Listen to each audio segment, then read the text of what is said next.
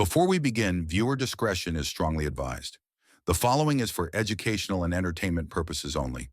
This is the verbatim federal courtroom testimony of the Sean Diddy Combs trial, as reported by Inner City Press. The Manhattan federal courthouse had grown accustomed to shocking revelations during the Sean Diddy Combs trial, but when Ashton Kutcher entered the courtroom on Wednesday afternoon, there was an unexpected tension in the air. The actor, entrepreneur, and philanthropist known for his work against human trafficking appeared uncharacteristically serious as he approached the witness stand. Dressed in a navy blue suit with a somber expression, Kutcher looked like a man about to confront a long-buried conscience. His usual easy charm was replaced by visible anxiety as he was sworn in, his voice steady but strained when stating his name for the record. Christopher Ashton Kutcher. He said clearly, though observers noted his hands were clasped tightly together. Prosecutor David Kim approached with evident respect for the witness. "Mr. Kutcher, thank you for appearing today. Could you please tell the court how you came to know Sean Combs and attend his famous white parties?" Kutcher took a deep breath before responding. "I first met Sean around 2003 when I was at the height of Punk'd and beginning my film career. In Hollywood circles, getting invited to one of Diddy's white parties was considered a major status symbol. These were legendary events that combined A-list celebrities, business moguls, and cultural influencers. What was your initial impression of these white parties?" "They were spectacular, exactly what you'd expect from someone with Sean's resources and connections. Beautiful venues, amazing food, perfect entertainment. The dress code was strict, everyone had to wear white, and the aesthetic was always flawless. It felt like being part of an exclusive club." "How many of these parties did you attend?"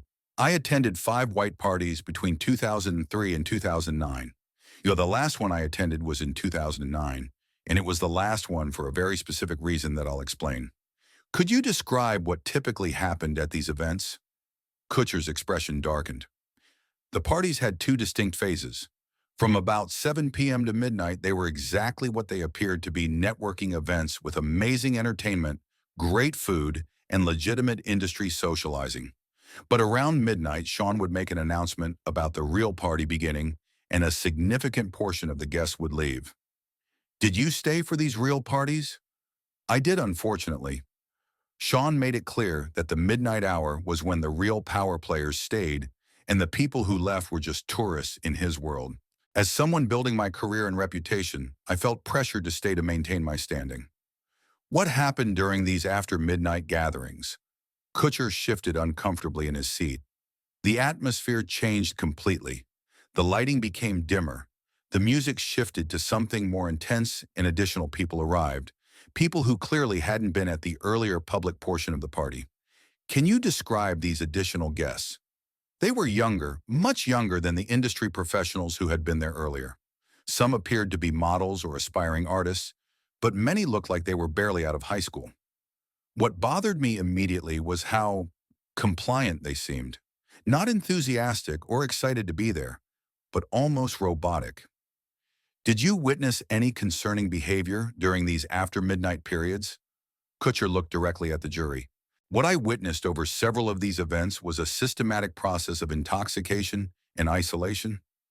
These young people would be given drinks that were clearly stronger than what they expected. Sean and other powerful men would gradually separate them from any friends or support systems they had brought." "Did you ever intervene in these situations?"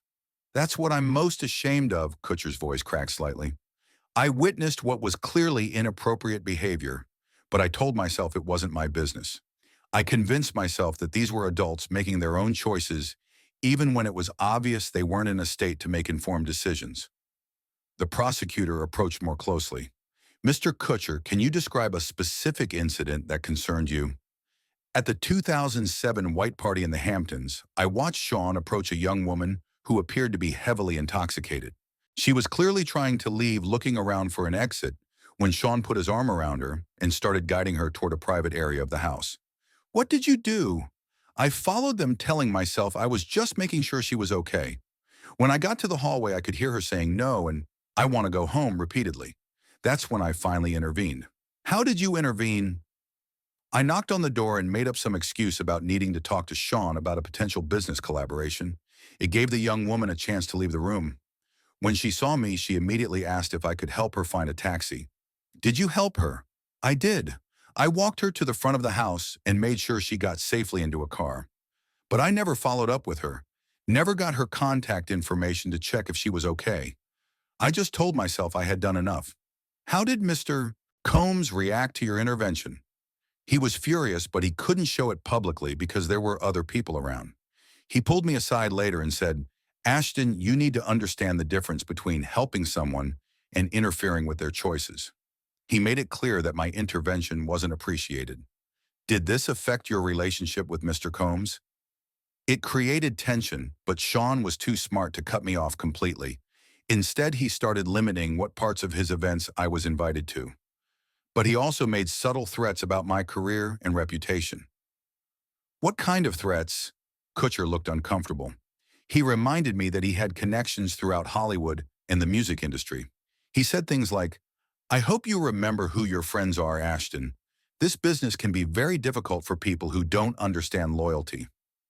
Mr. Kutcher, you mentioned that 2009 was the last white party you attended. What happened that night? Kutcher took a long pause, clearly steeling himself for what he was about to reveal.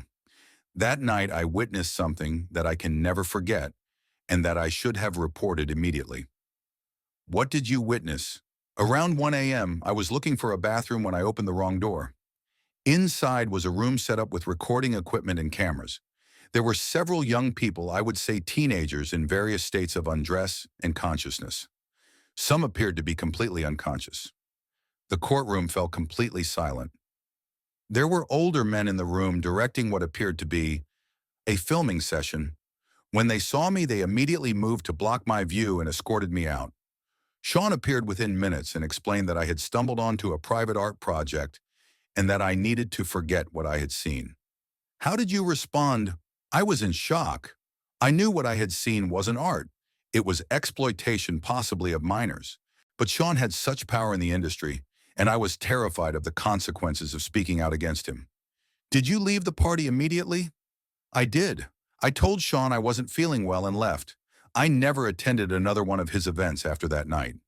Mr. Kutcher, why didn't you report what you witnessed to authorities at that time? Fear and cowardice, he admitted without hesitation. Sean Combs was one of the most powerful men in entertainment. I convinced myself that I might have misunderstood what I saw, that there could be some innocent explanation. But the truth is, I was more concerned about protecting my career than protecting those kids. How has this experience affected you over the years? It's haunted me. When I later became involved in anti-trafficking work through my organization Thorn, I was motivated partly by guilt over my failure to act when I witnessed exploitation firsthand. I've dedicated years of my life to fighting against the exact kind of abuse I witnessed, but failed to report. What made you decide to come forward now? When this trial began and I heard the testimonies of the victims, I realized that my silence over the years may have enabled Sean to continue hurting people. I couldn't live with that knowledge anymore. During cross-examination, defense attorney Rebecca Torres attempted to discredit Kutcher's account. Mr. Kutcher, you admit you were drinking at these parties. How can you be certain about what you witnessed? I was never intoxicated to the point of not knowing what I was seeing. What I witnessed in that room was clear and unmistakable. Isn't it possible that what you interpreted as exploitation was actually consensual adult activity? Some of those people were clearly underage, and none of them appeared to be in a state to consent to anything. When you've worked in anti-trafficking for years, you learn to recognize the signs of exploitation. Mr. Kutcher, haven't you benefited professionally from your association with powerful figures in the entertainment industry? Yes, and I should have been willing to risk those benefits to protect vulnerable people. That's a regret I'll carry for the rest of my life. As Kutcher prepared to leave the witness stand, he asked to make a final statement. To anyone watching this who has witnessed abuse and stayed silent, I understand the fear. But I promise you that the guilt of inaction is worse than any professional consequences you might face. And to the young people who were harmed, while people like me stood by and did nothing, I'm sorry. You deserve better from all of us.